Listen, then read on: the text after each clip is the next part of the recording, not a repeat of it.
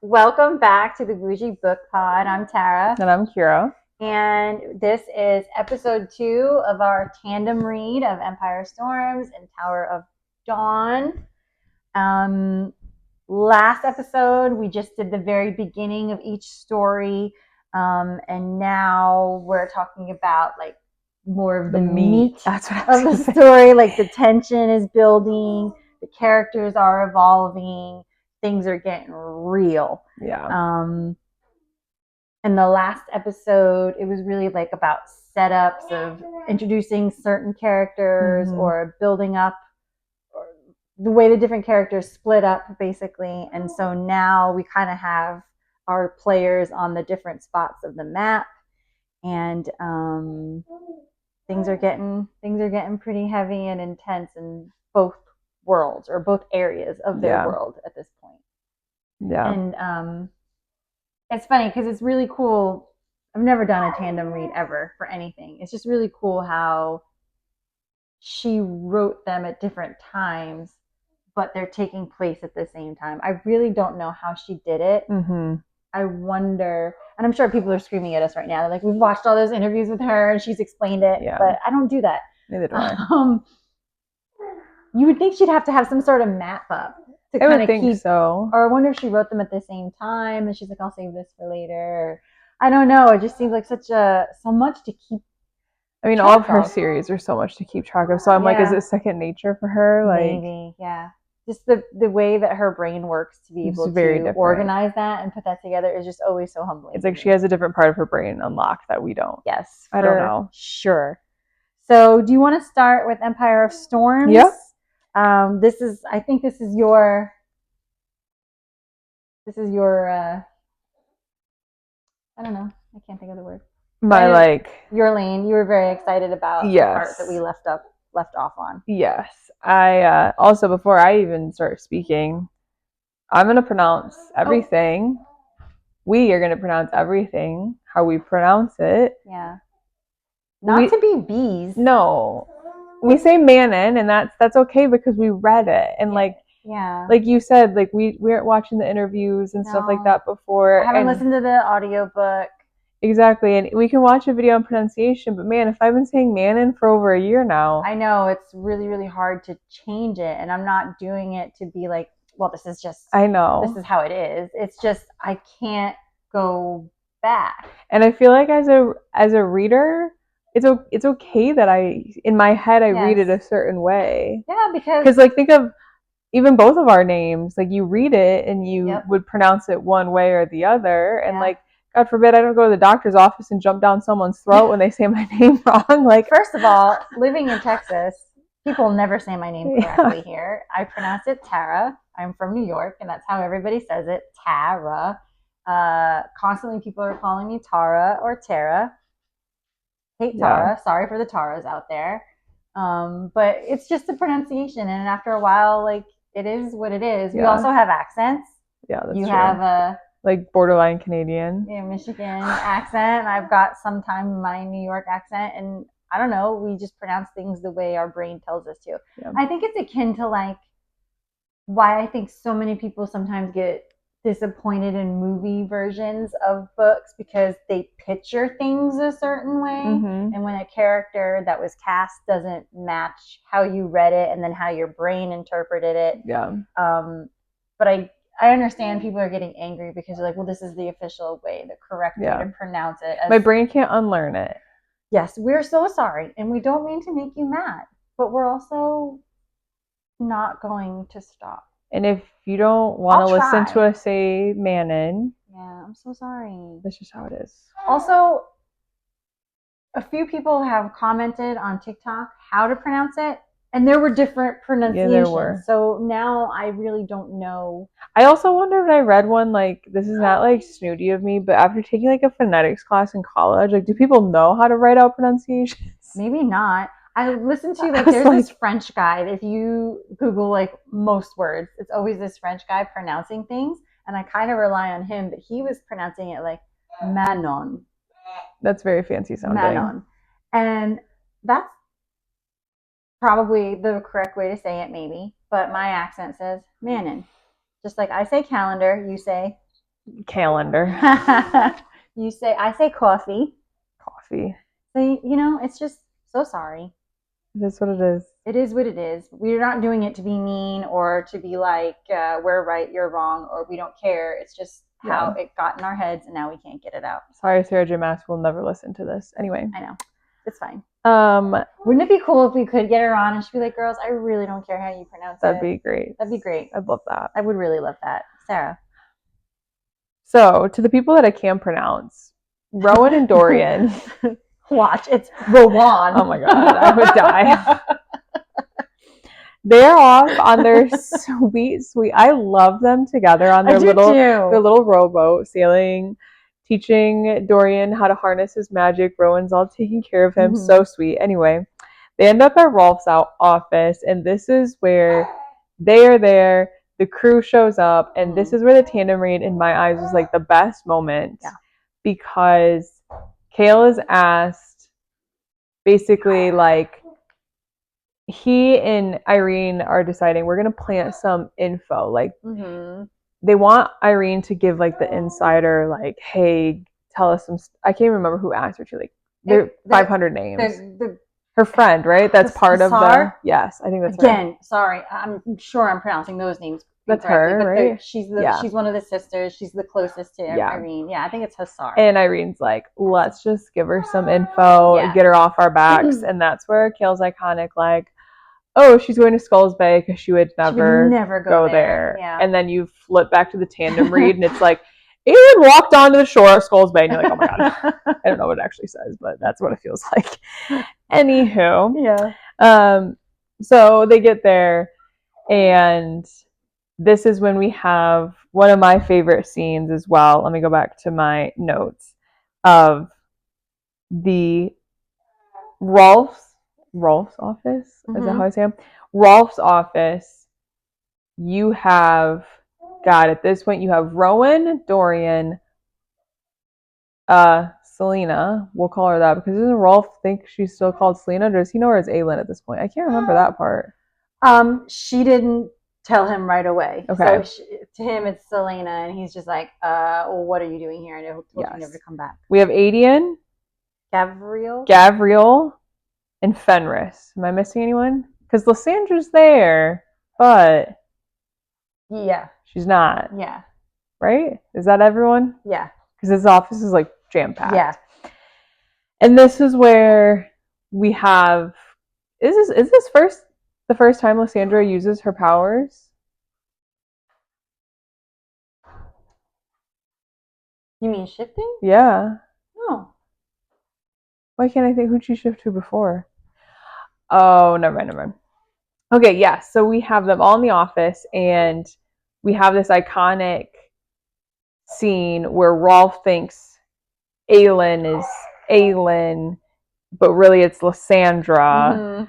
And they have this whole like back and forth banter, basically catching Rolf very off guard and very like. Yeah. God bless. I don't even know what I was going to say. Catching him off guard.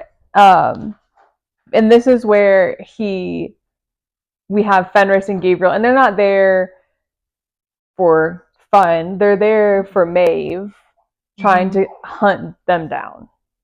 So there's a lot of tension in this office, because the last time Aelin was there as Selena, she basically screwed Rolf over, like big time. Big time. Yeah. And then also, she didn't leave off on the best terms with Fenris and Gavriel because she had just gotten Rowan out of the blood oath. Yeah, and they still have the blood oath. And so there's some tension there. But they're there because they're hunting Lorcan at the moment. Yeah, who's just Tweedledee off with the circus right now. Yeah. And their job is to kill him. Yeah. And so they're basically like telling Rowan, like, you are another problem for another day. Like, this is our mission right now. But it also seems like they really don't know what Maeve is truly up to, because they were asking, like, why is she sailing towards here? And, is she going to align with the Valg? And they're like, no, she would never. But we honestly don't know. Yeah. And so there's a lot that they don't know. She tells them just enough. Which is so funny because Lurkin's like the farthest from them at this moment. Yes. And basically, before this meeting too, Rowan and Dorian were basically talking to them like, you've got to help us. Like, there is this huge war coming, and if Maeve isn't prepared to fight with us, you have to do it. But of course, they've got this blood oath, so they can't do anything that she won't allow. Yeah. And basically, they were just telling them that, like, you'll die. Or, oh no, this is what he says. He goes, if you do not fight in this war, Gabriel, then you doom your son to die. And at this point, he didn't know that he had a son. And this is when you get the big reveal that you know his son. Yeah. Which is which is Adian. Mm-hmm. But it's so hard for me to picture because, like, the Fae don't, like, age. Yeah. So in my eyes, Gabriel and Adian look the same age. Yeah. So that was so hard for me. I was like, since he's half human, he ages. I was picturing him maybe just like a little more weathered. Yeah. Than Adian. Like, would probably pass for an older brother. Yes. More than Yeah. Which he doesn't give. Gabriel does not want anything to do with him in the beginning with Adian. It takes him a moment. Yeah. To, like, warm up to it, and Adian, I can never imagine being like, oh, here's your long lost son. Yeah. And Adian wants nothing to do with Gabriel. Yeah. He's mad. Mad as hell. Dean's dancing off in the corner.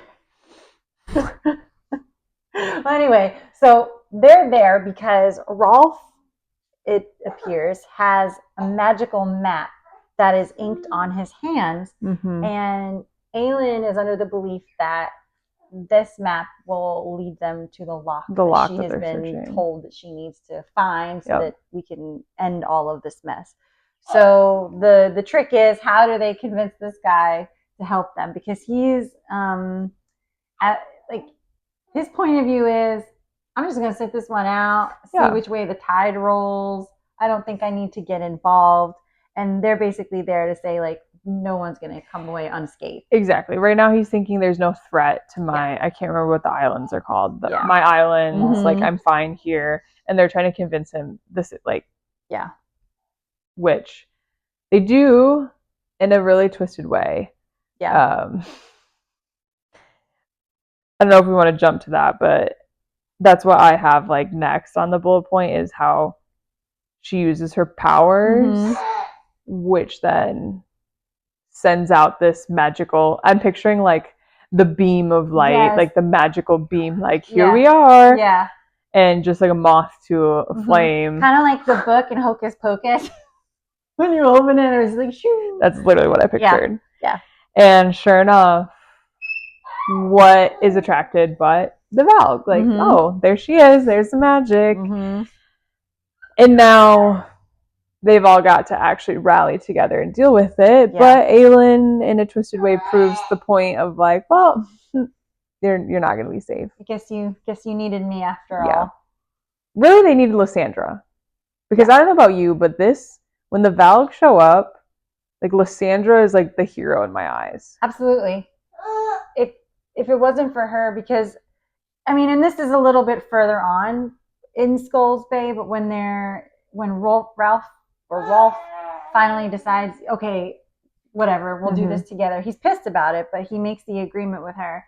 And then they get their ships together and they're about to go on this adventure or whatever. And Aelin is trying to connect to her power. She goes too deep. Mm-hmm. And she, like, almost burns out or whatever they call it. I can't remember. And then she gets taken over by Deanna, yeah. And basically is not a help to anyone, causes more problems. Yeah. She takes out one of their own ships. The city is now on fire. So it's like she wanted allies, but now she's burning the place down. Yeah.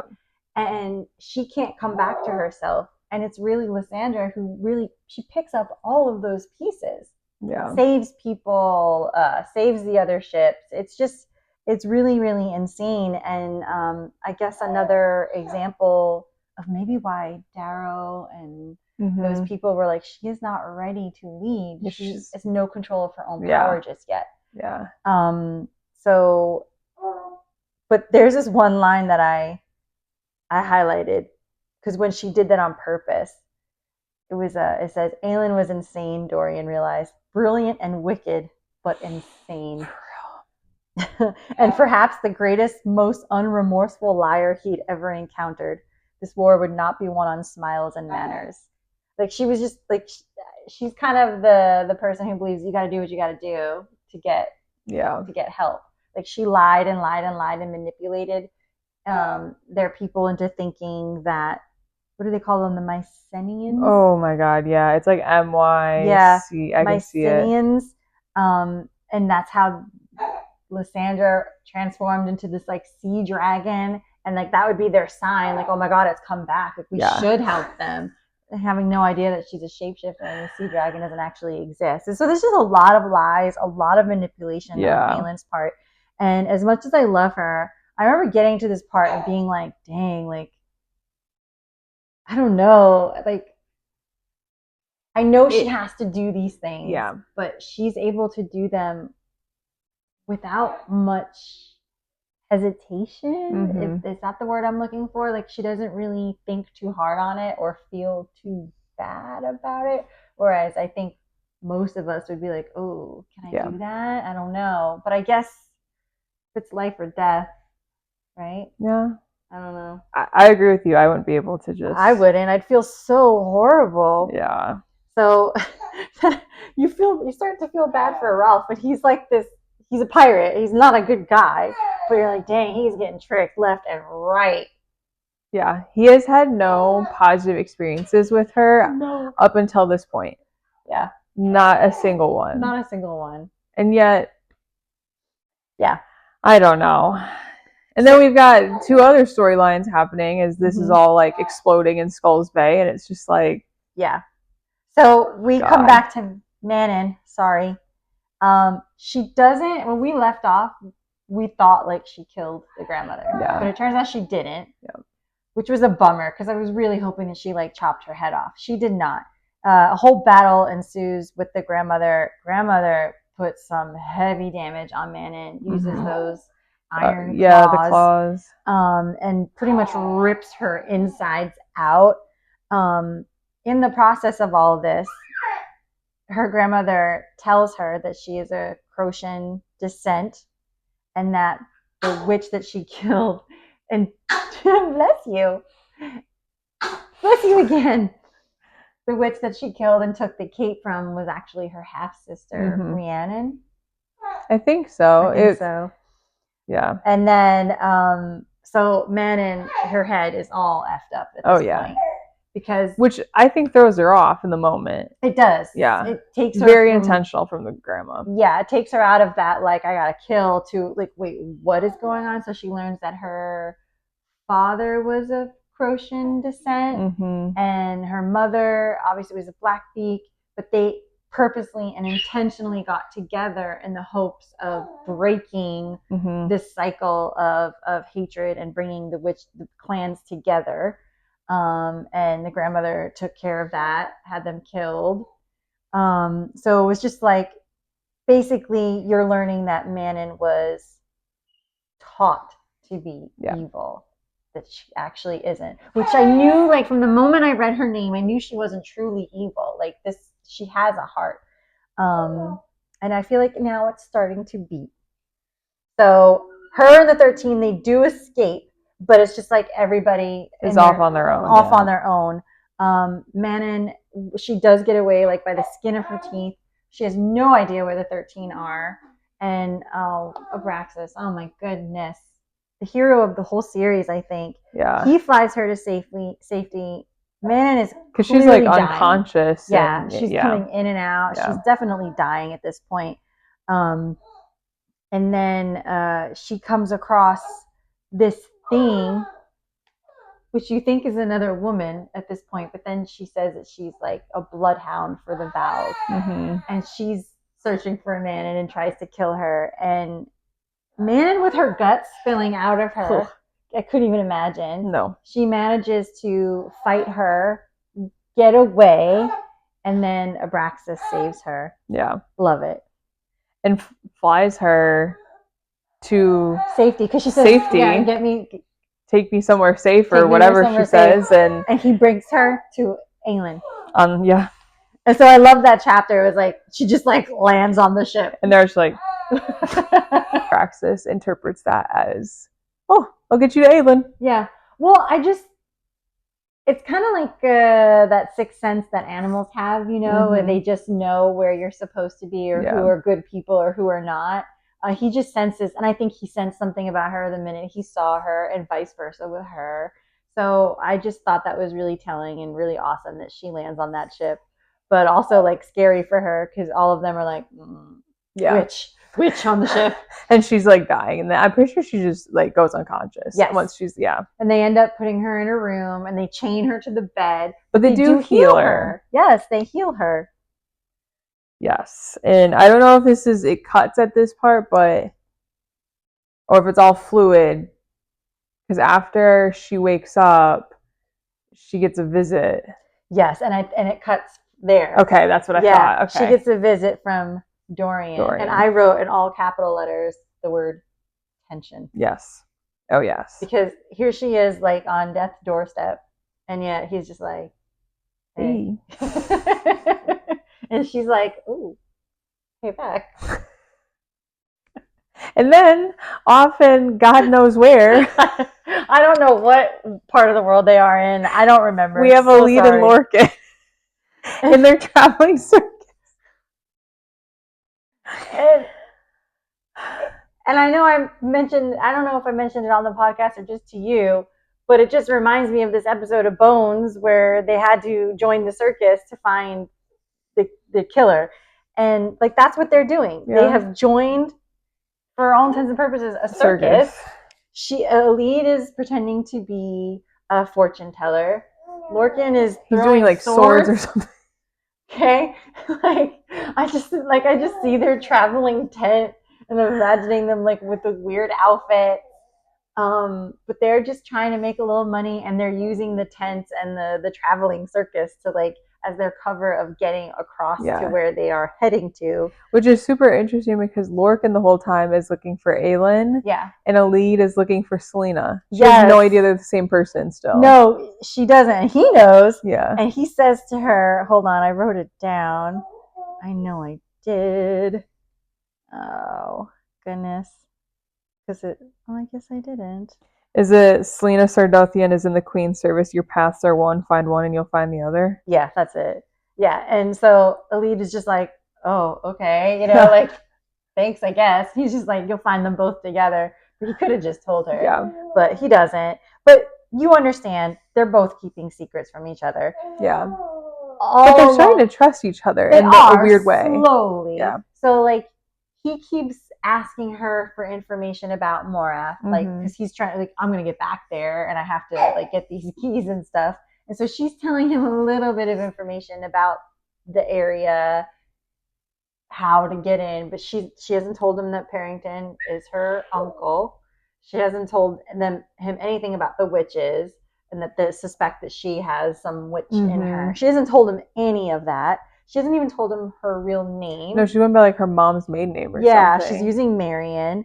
And he hasn't told her really anything beyond like that he's Lorcan. Yeah. And, but this is when he's so sweet. He like draws her bath, like guards it so she can take a bath, cleans her clothes. He's starting to feel for her. He puts like this magic glamour on her foot or her ankle to kind of help her get through, because that is a huge tell when people are looking for her. And she hasn't necessarily been sweet to him, but there's moments where she's like checking him out. Yeah. And I think so they have to pretend that they're husband and wife. And I think she kind of likes pretending that. But really, Elide, her focus is really stay alive, get to Selena. Yeah. But Lorcan is slowly starting to feel like there's something about this girl, kind of wondering like how this human with this bum foot, how does she get this far? Yes. And it does make you as a reader like wonder like, wow, she must be a lot tougher than she looks or than she even knows. Yeah, and especially tougher than how she was described at the beginning. For sure.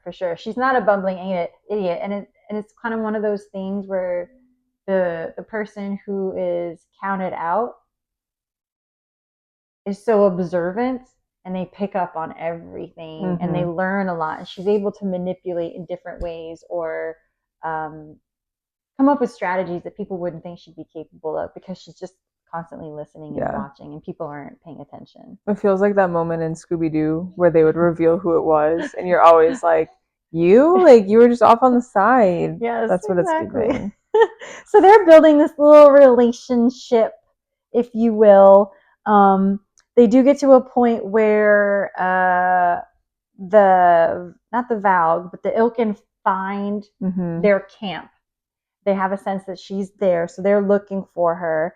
Lorcan tells her to go hide. I think she hides in like a floorboard, and I'm picturing like a trailer. I'm literally picturing a wagon that people took out west. Yeah, okay, I'm picturing like a wagon, like a trailer. And as Lorcan is fighting this Ilkin, there are these two characters, Nick and Umbriel, and they're part of the circus too. And they see Lorcan doing his thing, and I think they start to realize that he is not just a regular guy. Yes, this is not a normal guy who just has a talent with swords. Yes, and you get this sense that Lorcan's like, well, jig is up. They saw me, but I gotta kill these things. So he kills them, gets back to Elide, and he's just like, I think people kind of know who we are now, or at least know that we're not what we say. Yeah. And so they're worried about people trusting them, but a few days go on and nothing happens. But then they get to this town and they're found. And immediately they're thinking they have been betrayed by Nick and Umbriel. So Lorcan grabs this random man with his boat and takes him hostage, and he's like, we need your boat, we need to get out of here. He's like, or we're just going to kill you. And I remember at this point Elide is just like, no, we can't just kill people. And Lorcan's like, well, he's going to say something, so we have to kill him. And she's like, no. And he's like, okay. He comes with us then. And I think it's once Elide is like under the boat or something like that, he kills him. Yeah. And like that's like a breaking point for her where she is just really freaking upset that he still did that. But also, this is war. It's kind of like an Aelin moment, right? Yeah. Like, they've already been possibly betrayed once. This is their life at stake. And I don't know what her alternative was. Yeah. Like, at what point do you just send him on his way and just pray that he doesn't say anything? Exactly. And then I think it's really cute. You know what I really love about Sarah J. Maas is that she throws in these moments for her female characters. You're like, that's real, man. Oh, because Elide gets her period again.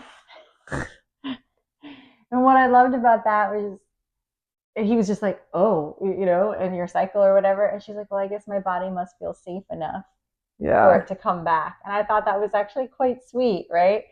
But then he like makes his shirt out of his shirt and wants to make sure that she's feeling well. And I'm just like, it's so cute.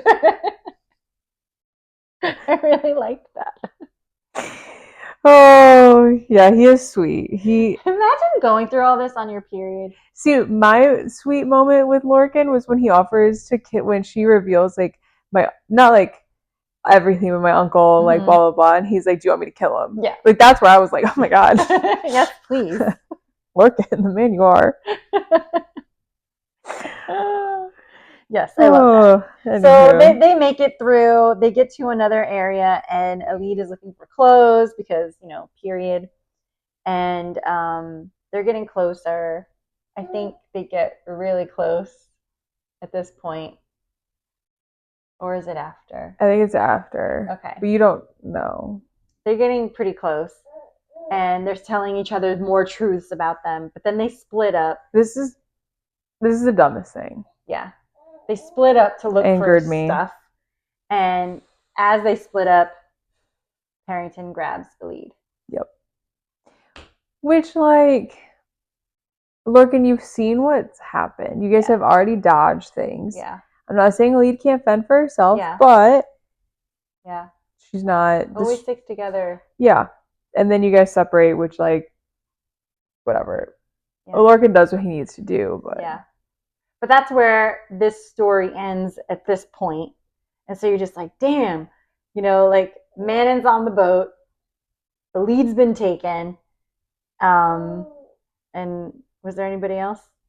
Oh, Aelin and the crew blowing up Skulls Bay, blowing up all the plans. People are losing a little bit of confidence in Aelin, but Rowan was able to pull her back out of her state. She almost blew up the entire place. Yeah. And at one point, when he goes to stand in front of her, I was like, oh my God, is he going to die right now? But something inside of her, she sees him and she's able to stop. But it is a moment of like, ooh, what are you going to do? But on the Aelin and her group, the one thing that is helpful from Elena, she gives them more specific place to go for the lock. Yes. So they don't have to rely on Rolf's map right now and just taking guesses. They do know specifically where they're going. However, after this, she's like, okay, we've got to go to, it's like a marsh or swamp or something. Something like that. And she talks to Manon on the ship about Baba Yellowlegs. Yes. Do you remember that? Because she's like, she said something that I don't know much about. So, okay, I remember, I love this part because I put that it was chapter 48. So Aelin is pretty upset about everything. She's feeling pretty awful about what she did, rightfully so. She's a little worried that maybe she can't handle it now. And once Manon is kind of recovered at this point, she says to Aelin, basically, she says, snap out of it. Basically, like, this is war. These things are going to happen. You're going to have to figure another way out. Yeah. And then she sees the eye of Elena that she has. And Manon is just like, well, where did you get that? And they learned that it was witch made, right? Or it has like a witch symbol on it. I don't know if it was witch made, but there was a witch symbol. And then when was this quote said that drew back to Aelin to Baba Yellowlegs? I don't know if it's the quote. I think because Manon talks to her about like the witches and things like that, Aelin asked her about witches being able to see the future. And that's what she... because someone said... Did someone say something? Someone said, nameless is my price. Okay, and I couldn't remember if someone said it. Aelin had like a womp moment, and that's when she said, can witches see the future? Because when she was talking to Baba Yellowlegs, that's what she said to her. And so she's kind of like, why was that exact phrase said? And so it's this moment where, as a reader too, I'm like, wait a minute, what is this price that's nameless? Yeah. What's happening? And you just know this is really, really important. So it was chapter 48 where Manon says, snap out of it. So I'm sure it's some point after that. I'll see. But basically what we're learning here is that Manon and Aelin are supposed to be together. There's some sort of light and dark thing going on here, and together they will figure something out. Okay. Like they're supposed to be together. This is where Manon's saying she's the last Crocian queen. She's a descendant. This is right before she asks about can witches see the future. So I'm trying to see.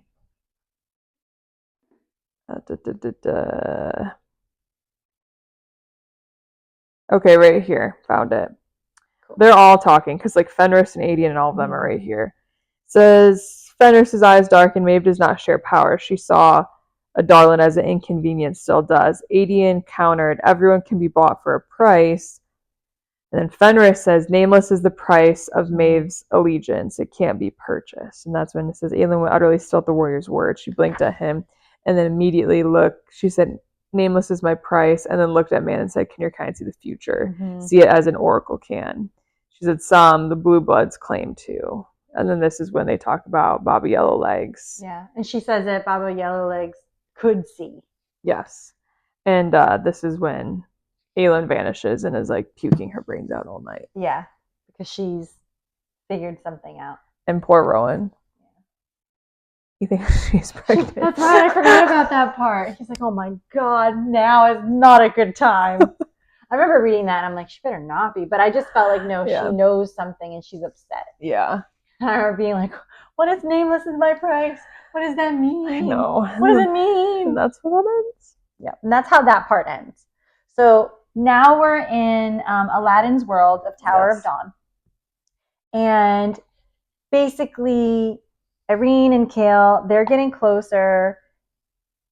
His healing has become more than just fixing this physical wound, and it's become very like a little bit woo-woo here. Yes. Irene is more like, you're blocked emotionally, yes, and whatever is in you is feeding off of that anger and that frustration, and unless we work through that, you are never going to be healed. And she's also like, when she like heals him, she's like battling this dark force. Yeah. It's just, it's hard to picture. Yeah. Nesrin is getting pushed back. Yeah. As you start to realize that there are feelings between Irene and Kale. But Nesrin doesn't really pout about it. No. She gets a little annoyed at first, kind of like, you brought me here. It's like you made some sort of promise to me that we were going to figure something out. But she's also in her homeland. Mm-hmm. And she's just like, F this. Yeah, she's got other things to do. Exactly. So she gets close to Sartok. I always say Sartak. Sartak. Basically to see, because she gets a sense that he's a little more like her. He's not like his other siblings in the palace. He likes to fly on his ruck, which I'm not even really sure what that is. I'm picturing a huge bird, you guys. I probably could have done research, and I'm so sorry I didn't. But she's getting close to him. They're kind of like two birds of a feather. That was a good one. Yeah. But she's also thinking, because they're more like each other, that she can convince him to become an ally. Like she senses that he even wants to be an ally, that he has more of that sensibility. They learn that they have a lot in common, but that like he's testing her in certain ways. Like he's giving her opportunities to do or say something to see, like, is she who I think she is? Yeah. And it seems like she's passing every single one of his tests. At one point, he says, like he's going to go on this trip or whatever. And like, you should come with me. Which it's not just a weekend trip. No, it's not. And she's just like, let me think. Sure. Yeah. And she go, and I put here that I'm confused. I'm like, are they large birds? Why have I been picturing buckbeak the whole time? Honestly, that's a good, like, I picture a larger buckbeak. That's, okay. Yeah. So she's thinking how, like, I don't want to be this consolation prize for Kale or anybody. He's not even paying attention to me. I'm going. Yeah. And it's going to be several weeks. Yeah. But she says, F it, I'll do it. Meanwhile, Irene is doing more research in this beautiful library that I wish I could live in. She finds these ancient scrolls, learns that the library is 1,500 years old. And they start to think that the Fae actually started this area, hid there, and that the healers may be secret descendants of the Fae, which is why they have such strong healing powers. Makes perfect sense, because you think back to the ship, Aelin's the one that heals Manon. Yeah. So like. Yeah. So it's like, yeah. It makes total sense. So, so they're kind of uncovering this. They're wondering, maybe does Irene have some Fae blood in her? What is the connection? But then, like, Kale and Irene's story start to aggravate me a little bit here and there, because there's a lot of like 18 steps forward. Oh my god, I wrote 25 steps Where did back. I write this? I did the 2 steps forward, 1 step back. Yeah, I have it right here. It feels very 2 steps forward, 1 step. Yeah, like they just go back and forth. Yeah. They get like really close, where not even like where you want them like as a relationship, but they just get close in terms of like friendship and being like cool. Well, they have their like weird drug party. Yeah, like opium. Yeah. That's what I was picturing, that they're all smoking. They're like all in like creepy corners or whatever. And I was like, oh my god, is this how it happens? But it's just like at one point I'm like, just smash already. They're just like so like get it over with. Which like they're doing such emotionally intimate, like their time they're spending together, the healing she's doing with him, and granted he's not opening up at all, but still like what she sees, because she, correct me if I'm wrong, when she's healing she sees like parts of his experiences, like his experience with his dad maybe, or does he she's seeing like pictures and stuff, almost like the Pensieve in Harry Potter. That's how I picture it, like just like cloudy memories. It is just like the natural, like, okay, you guys just need to. Yeah, it's like you're getting so close, you're learning so much about each other on such a deep level. Like just admit that you like each other. Yeah. I don't know why that's so hard. I wrote, so the moment where they have like the monster, which is like Valve, like whatever that chases Irene back to Kale's room. I said, force her to stay the night, but alas, we do not get the, oh darn, there's only one bed. Nope. We were so close. We were so close. So close. That wasn't cool. I know. That would have been a great way to get there. So then we have Prince Cashin, who is Sartok's brother. He's got this huge crush on Irene, but he also suspects that the little sister was killed. So he tolerates Kale because he's asked him, hey, while you're here, can you investigate this for me? Yeah. Everyone is on edge there because now they're convinced that Valg is there. I mean, something chased Irene. Something killed one of the girls at the Tory, or the Tor, whatever you pronounce it. And then they have their sister, so it's like... Yeah, and so they're like, something's going on. Yep. Who is it? How did they get here? Who could it be? Like, no one knows anything. Now, Nesrin is with Sartak, and he meets, like, his other family. And it seems like he is much closer to those people than his actual family. They're Ruck Riders. Nesrin fits in immediately. This is where I just, like, I know what happens. I cannot picture it in my head to save my life.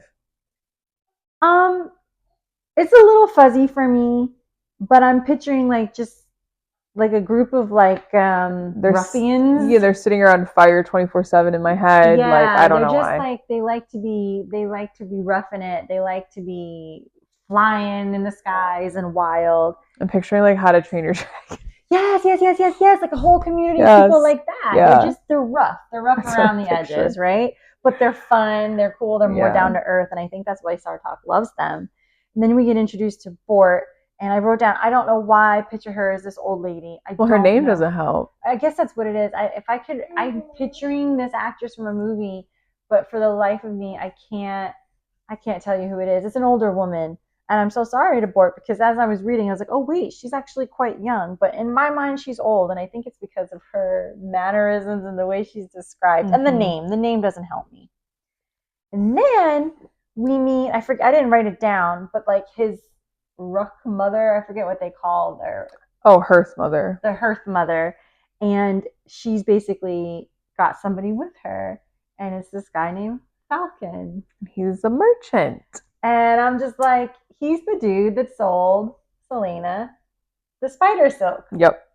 And so we learn about these spiders again. I'm like, okay. I know. This is like Harry Potter flashbacks. Who, by the way, I know. And Harry Potter and Lord of the Rings. Oh. But I don't think we ever mentioned it, but at some point, Manon went to these spiders. Oh, yeah, we didn't talk about Manon. She stole the spider silk to use for Abraxas so that he could fly to repair his wing. Which the spiders, first off, like, you're stealing from them, but also to get their silk, you have to give something. Yeah. And Manon was like, psych! And she just stole it. So we learned that Falcon, when he got the spider silk, it was like 20 years of his life. And so he's kind of like, hey, I heard that like if you kill the one you made a deal with, your deal is done. Yeah. So I kind of want to do that. But they're also suspecting that maybe these spiders are taking their Ruck eggs and babies. Yeah, because the nests keep getting raided. So they're kind of like, we can kind of help each other. He knows a lot about these spiders. And so Nesrin and Sartok go off on this adventure to find... And Nesrin gets all like, ooh, like, I feel evil here. Like, she gets weird. She does. Because it's like, I'm picturing like these stone places within the mountain. Yes. really hard to get to. So that, I mean, obviously they're flying, but like they can only fly to a certain point, and then the rest are kind of like traveling. Yeah. But then they find like these like old, ancient, probably Fae built buildings that I'm picturing it all decrepit and like stone, and like the roofs are not there anymore, and they're finding like these little crevices where like the big spiders lived. It seemed really creepy to me, actually. Yeah. And at some point, they get ambushed by another spider, and Sartok and Nezrin are attacked, and Falcon comes to save the day, and it turns out he is a shapeshifter. And Nezrin is immediately like, gosh, I've only known one shapeshifter my whole life. And now I know two. So that was interesting. I put chapter 36, cash-in speech.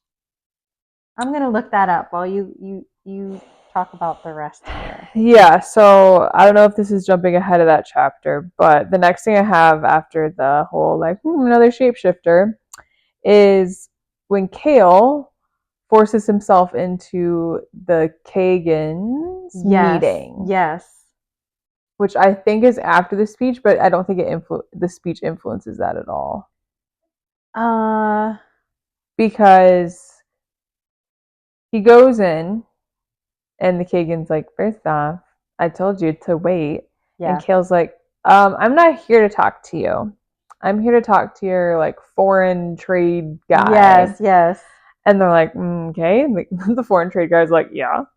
And Kale is asking about the shipments, the orders that were placed of like, what are they, fire lances or something?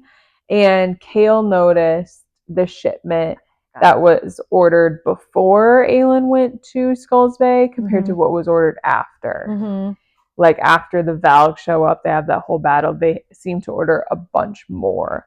And so Kale is like, I would like to place an order for like 3 times that, whatever. They're like, first off, you don't have the money. And Kale's like, actually, I brought all these treasures with me. And they're like, well, we'd have to weigh it. And he's like, it's being done now.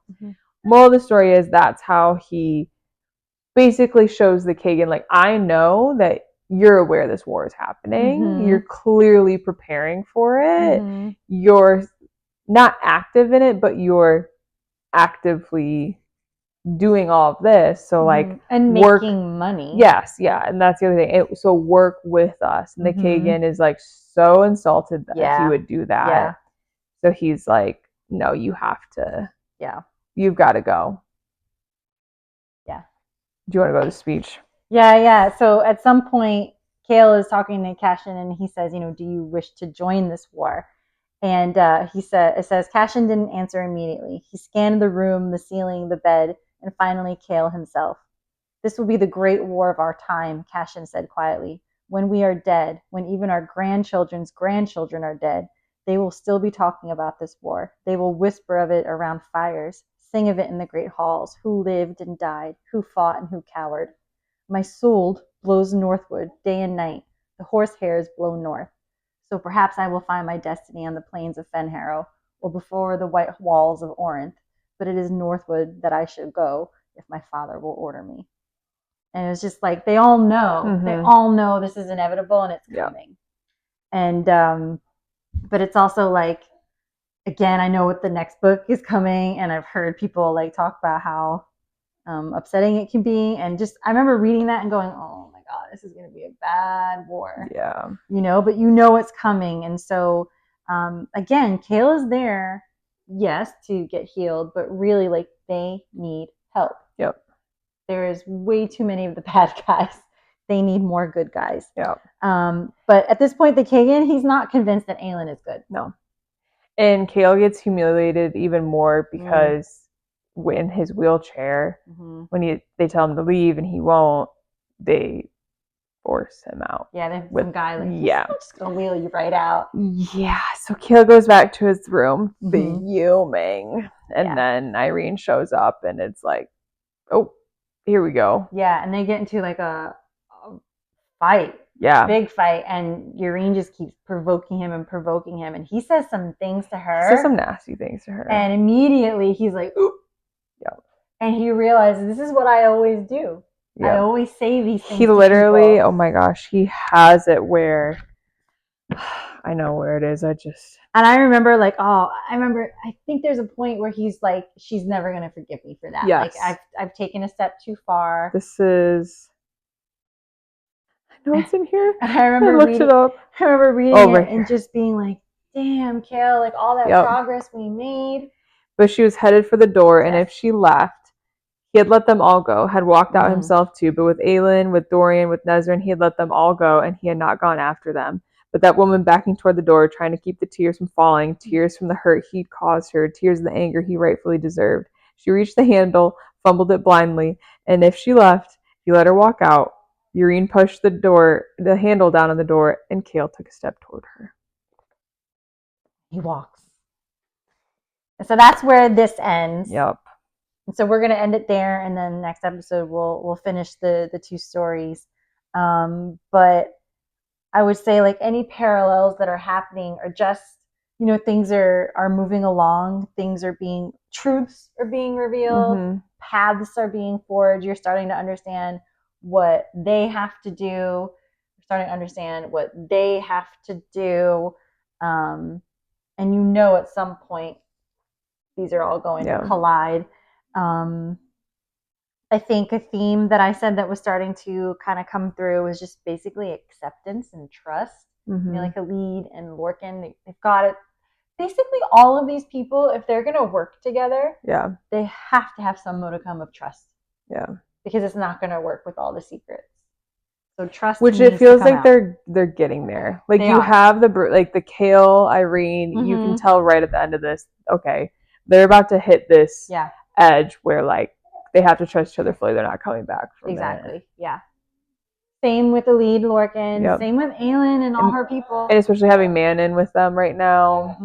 Yep. And she's going to have, you can sense that she's going to have a long uphill journey getting everyone to trust her because of who she is, rightfully so. But she's got no one now. Yeah. So that's going to be interesting. The pacing is still very different. I mean, we're starting to amp up now in Tower of Dawn. And now you've got the two storylines. Yeah. Is more so exactly. Helping. It's not just Kale now. Now it's Kale. And then it's like, oh my gosh, what's going on with Nesrin? And it seems like Nesrin is learning a lot more too. That's going to be so important for Kale. Yeah. So the pacing in Tower of Dawn is starting to really ramp up now. You're getting a little more excited. Whereas this was always very super exciting. I had like a little quote for a teaser but a teaser for the last part of the book, and it's just from Empire of Storms, and the quote says, "Your beloved's life and the witches are entwined. They have been led here by forces even we cannot understand." When I read that, I was like, oh my god. Oh. And I'm sure there's more I don't even know because I haven't finished Kingdom of Ash. So yeah, taking me so long to read it. It's hefty. No, it's not that it's hefty. It's my job keeps getting in the way. And I almost got to the point in Kingdom of Ash where like obviously it's the end, and you don't want it to end. Yeah, that's how I feel right now. I'm like, I've been I just started hormone replacement therapy, and so my sleep has been delicious.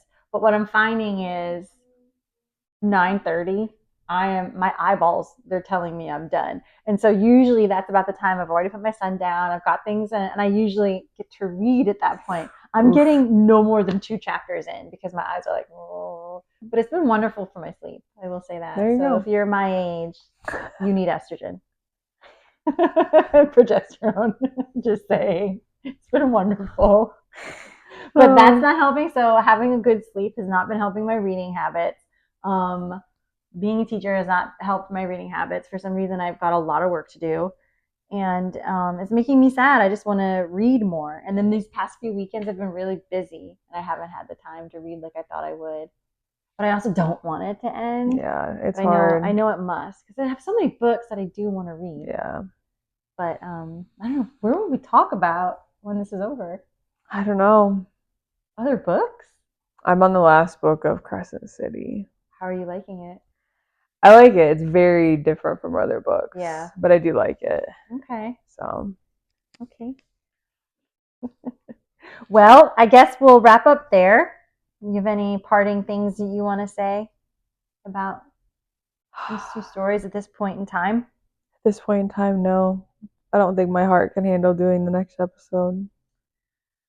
I know. There's like certain parts of Kingdom of Ash where I'm like, I don't even want to rehash. Let alone the end of these. I know. The end of these books are, I think it was the best ending you had in the series. Yes and no. Well, yes. Yeah, like you're not happy, but also you're like, oh my God. And I was just thinking, when I finished that, I was like, I could not imagine finishing this book and having to wait. And then getting to this book. Yeah. So then having to wait for 2 more books to find out what happens. I would have lost my ever-loving mind. And I guess that's how we felt when we finished the last book of Fourth Wing. Yeah. And we're just like sitting in the wind here wondering what's going to happen. I'm just so glad these are done and I don't have to have that experience because I don't know what I would have done with myself. Yeah, no. But absolutely not. Read more books, people. Read more books. Our world needs it. Yeah. And share this episode with a friend. Comment. Tell us how you feel about our pronunciations in terms of... I was about to say, do not tell me about pronunciations. No. Like, if you're mad, don't tell us. But, like, for those of you who are like us and we're just like, hey, we're just reading for fun. I'm literally just a girl reading. I'm just a girl. I'm just a girl reading a book. God forbid a girl has hobbies. Exactly. Let us live. These books make us happy sometimes. And just let us live with our pronunciations. Don't come at us. Why do we have pronunciation police? I don't know. So if you are like us and you don't believe in the policing of pronunciation, give us a shout. Yeah. And we'll see you next time.